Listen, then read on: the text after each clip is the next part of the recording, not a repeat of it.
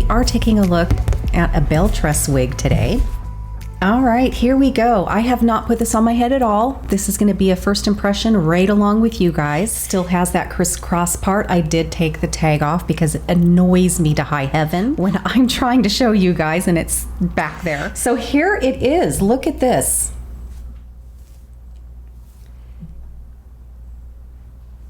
First of all, I want to say that I can tell I'm really going to like sort of this pattern because it's a very, very loose wave, you know? It's not committed to actual curls, and I think it'll even drop the more it's out of the box even. The length is fabulous. You know, I've been really into my longer wigs, mostly because I like putting them up. I might experience them down more in the wintertime, but this summer I have been living really in my long wigs, putting them up.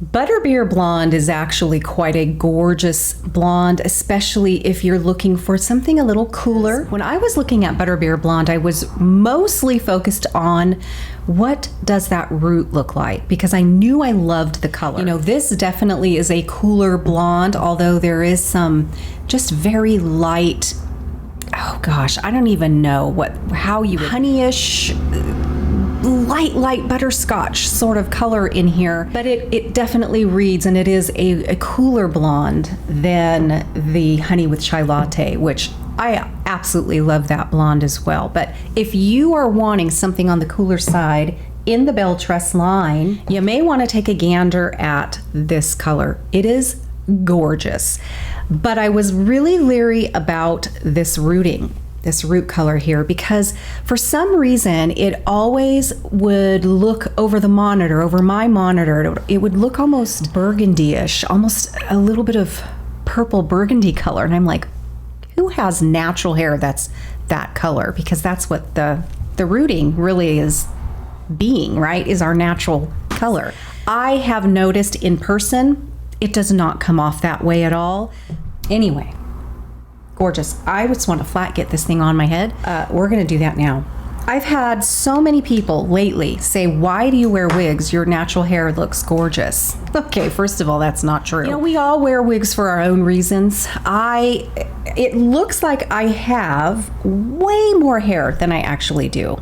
My hair is so fine, very cotton candy-ish. I have much less hair than I think you think I do. I don't have enough hair anymore to do any bangs of any kind. I haven't worn bangs in so many years of any kind because I simply can't. That now I feel like I can't get used to bangs even in wigs, because even though I have a higher forehead, I definitely, I think, could carry a bang well, but I've just gone so many years without it. So yeah, I have, you guys, yeah, very fine, very cotton candy hair.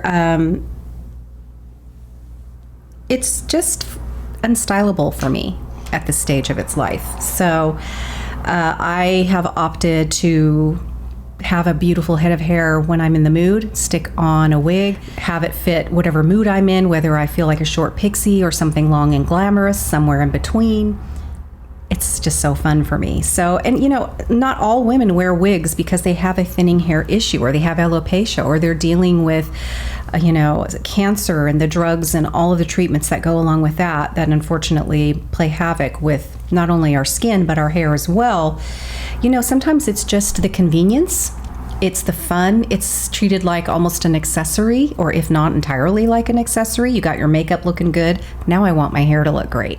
And all of those reasons are completely valid. You don't need to explain why you wear wigs to anyone if you don't want to. Okay, before I actually get this on my head, I want to show you the cap, because It's a little different than what we've been looking at lately. This is a machine wefted cap. It does have an extended nape, very soft velvet down there.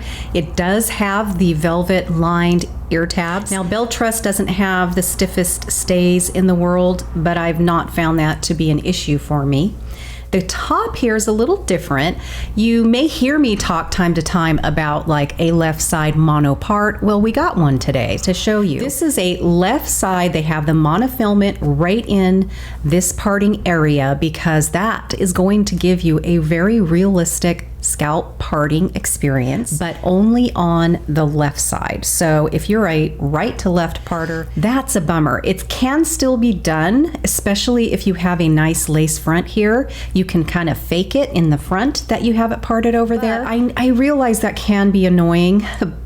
Lucky for me, I am a left to right side parter, but there are times when it just doesn't do well there and I want to flip it and it does better on that side. So we will, you know, try to do that with this one if we can. We'll test it out. This does have a lace front.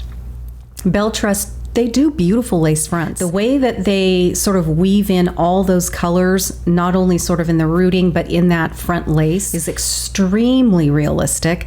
We'll see if that's the case. I haven't tried a Belle Tress wig on in quite a while. And then over here, we do have some permatease. Just over here, probably to get it lifted up and off the cap here next to the parting so it doesn't just lay on the scalp. I can tell you just by feeling around here, it's not a lot. That's not that woolly kind of permatease. And it goes kind of behind the parting here, which I think is a great idea because it will give hopefully a little lift in the crown. And that's just a really becoming, nice feminine profile when that happens. And it's very light, so I don't expect this to be over the top at all. Other than letting you know that these are actually the bra strap pull sort of kind of straps down here. You know, this will bring the cap in up to a 1/2 inch on each side, or you can let it out. Looks like it's all the way out right now. You can actually take this completely out of this little casing and you don't have to even, you know, have it in there if you need to take it out even more. So just to let you know about that, there are the vertical stays down here in the nape that you can kind of pinch to keep that close in. And, you know, funny enough, I feel like these stays are a little, they definitely are more firm than the ones here on the side for some reason. Okay, now let's go ahead and get this on.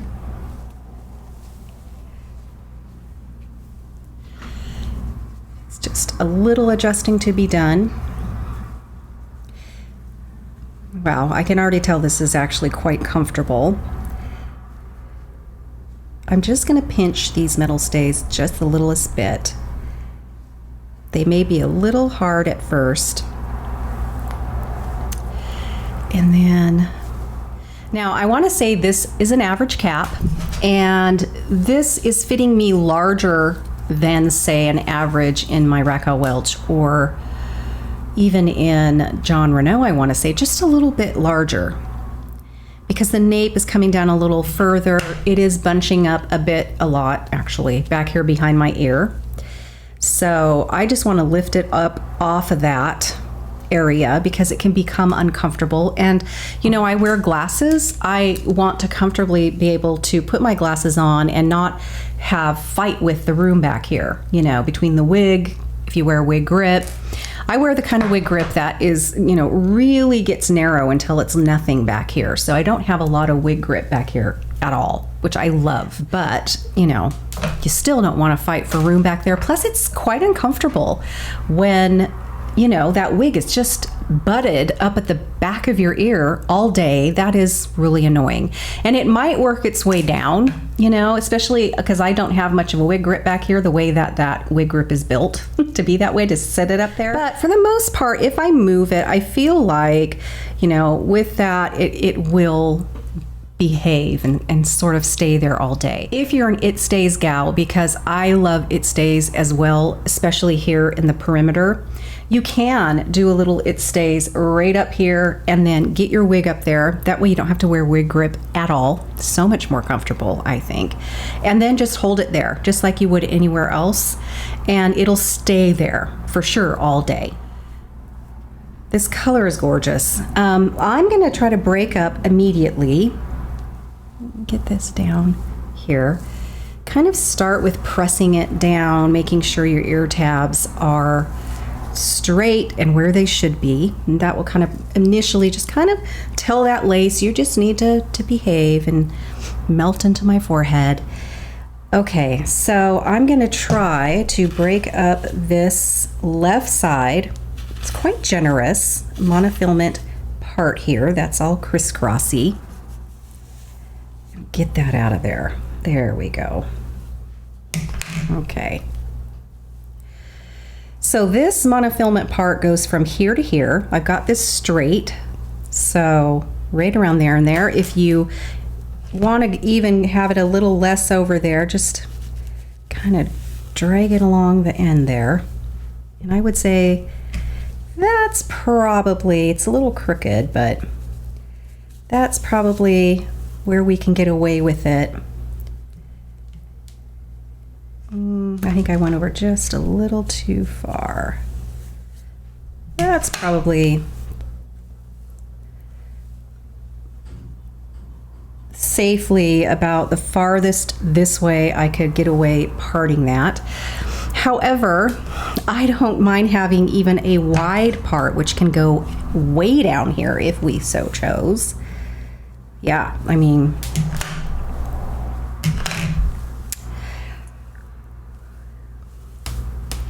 yeah, if you're more of a deep, you could even go a little bit further. But, and again, I do pull out a little of my own hair over here. It's quite gray these days. Okay.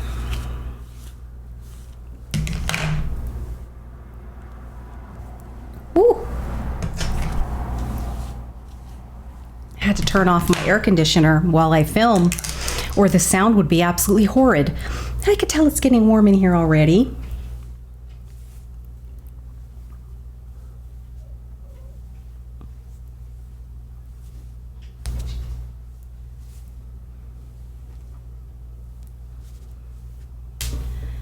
So again, there's such a misconception regarding longer wigs, and it's going to just take you so much longer to get out the door when you get a longer wig on. No, this is just kind of finger styling, and I would want to put a little bit of hairspray in here to keep it under control and to deal with any little flyaways. Before we sort of check out that lace front, before we do anything else, I want to give you a full spin so you can get a feel as to what this looks like all the way around.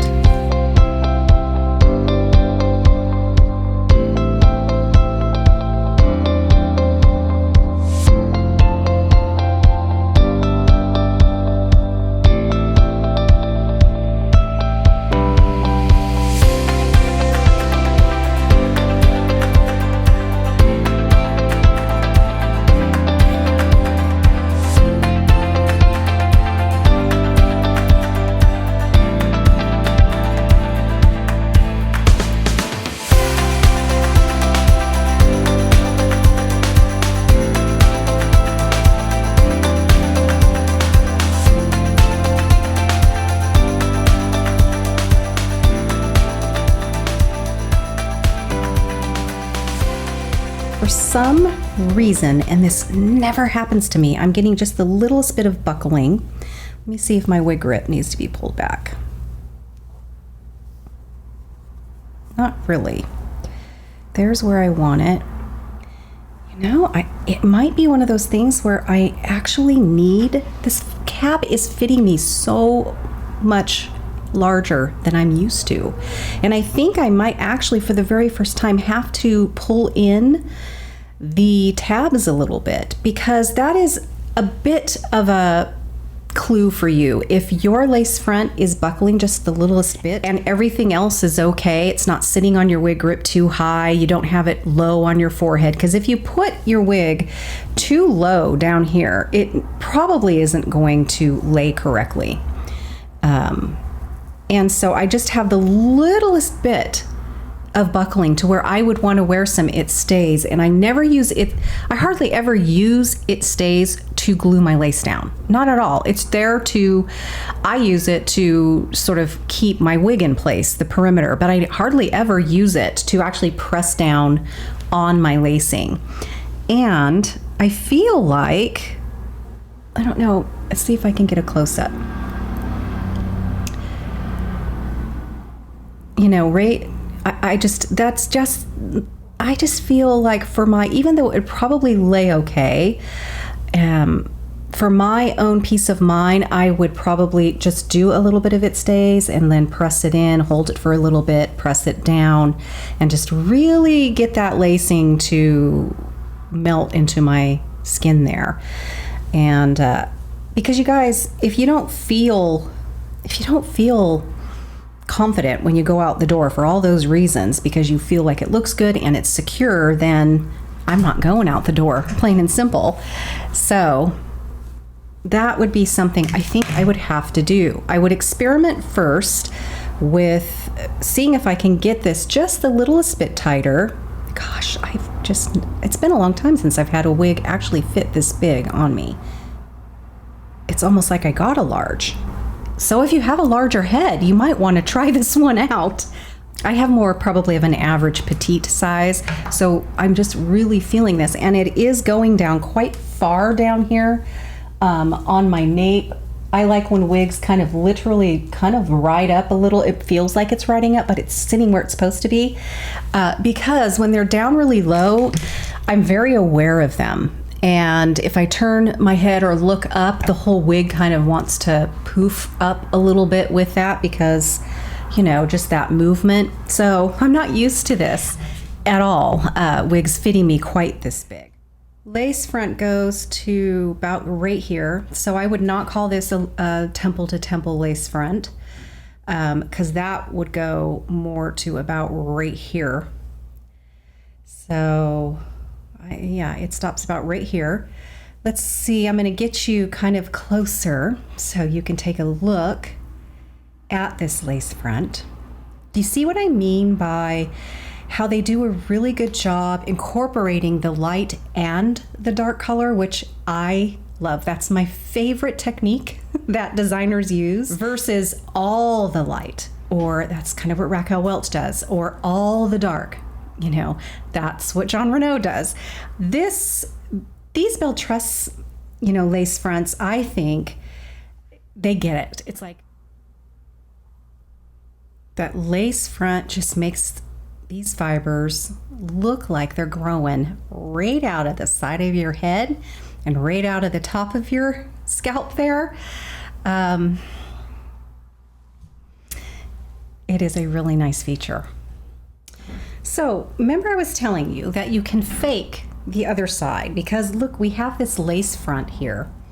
Just kind of give yourself a messy part and then pull the lace part of the fibers over to the side you like to wear it on. And you know, you might want to spray it there. Because that lace front, you can do this with a left side mono part. You know, you've got this kind of going over there, but you can flip it to that side. And